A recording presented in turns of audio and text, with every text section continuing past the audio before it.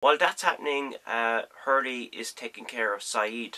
Hurley shares a moment with Sayid which is really, really important. He's dying, he looks at Hurley and he has fear on his face. He's dying, he knows this is happening, he's not going to live for long.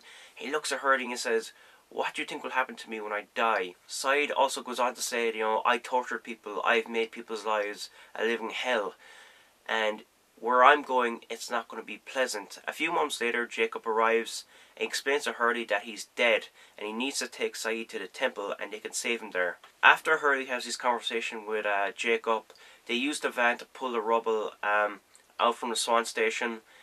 Sawyer has his last moments with Juliet, and Juliet tells Sawyer, "I have to tell you something very important," but she dies before she can tell him. Sawyer goes on to bury Juliet but takes Miles with him, and he says to Miles, "I need to know what Juliet was going to tell me."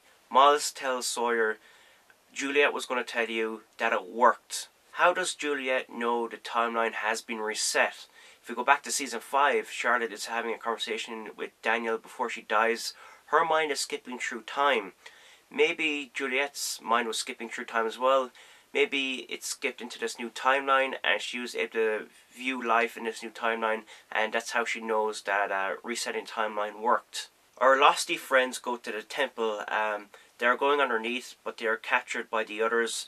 The others bring him to the temple, which we see for the first time. Duggan appears to be the leader of this group, and Lennon is his translator. Lennon appears to have more power than he's letting on. Duggan orders the Losties to be killed, but Hurley steps up and says, "No, you can't kill us, Jacob sent us." And Hurley gives the briefcase to Duggan. Now in the briefcase is an Ankh. The Ankh means eternal life. I don't know if I'm pronouncing that right. Ankh, is that how it's pronounced? When the Ankh is broken, there's a little piece of paper inside which has names of the Losties.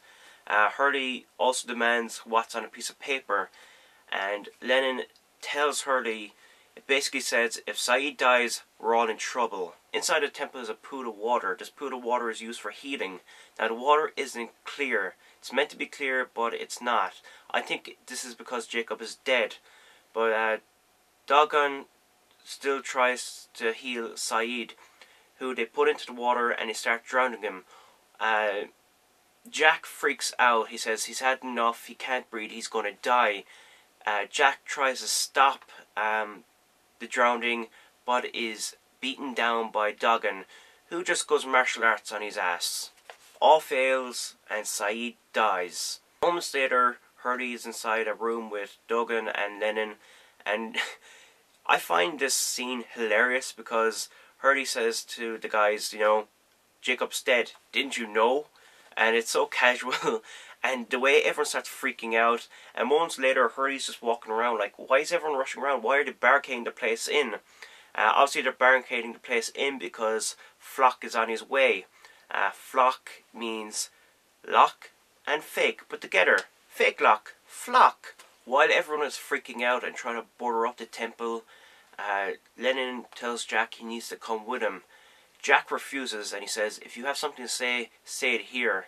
And this almost causes a fight between the others and Jack. But as a fight is about to go down, Sayid wakes up. He's alive. He's come back from the dead. As we're told, dead is dead. There's no coming back from that. But Sayid comes back. When Sayid wakes up, he looks at everyone all disgruntled and he says, what happened?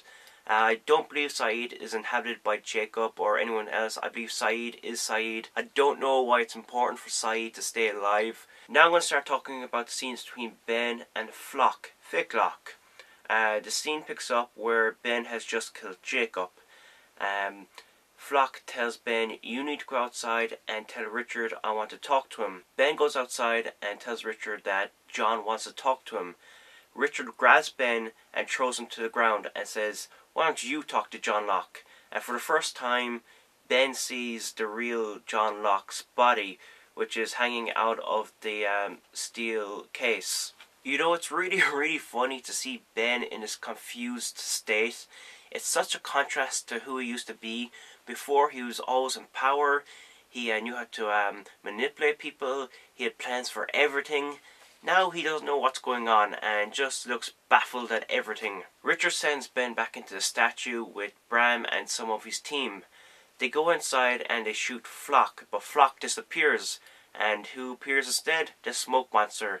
Smoke Monster kills the team and is about to kill Bram, but Bram puts a circle of ash around himself. Now ash is used in witchcraft and magic.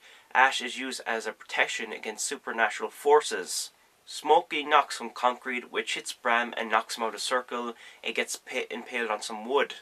Ben tries to leave, but Flock appears and says, "I'm sorry you had to see me like that," which indicates, yes, Flock is indeed the Smoke Monster.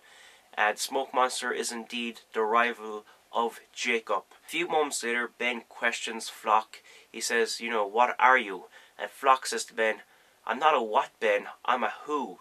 So obviously the Smoke Monster views himself as a someone. Ben says, "You're the monster," and Flock replies with a, "Let's not resort to name calling." So the Smoke Monster doesn't like being referred to as the monster. He sees it as an insult. As we've seen in previous seasons, the Smoke Monster seems to be able to scan people's thoughts and feelings. And Flock says to Ben, "You want to know what Locke was thinking before he died? He was thinking, I don't understand." He also goes on to say that Locke was a pathetic, weak man, but at the same time, he admired him because he wanted to stay on the island. And then he says to Ben, the great irony here is, I don't want to stay on the island. I want to go home. Finally, Ben and Flock leave the statue, and Flock says to Richard, "It's good to see you out of those chains." Now he's obviously referring to the Black Rock where Richard was aboard. Flock knocks Richard out and drags his body away with him. Where he's taking Richard, I don't know. In the comment section, we can have a conversation about these past 2 episodes and Lost and whatnot. So leave your theories and all that below. I'll have a conversation with you about Lost, and we'll have a good time. So thank you all for watching, and I will see you next week. Bye bye.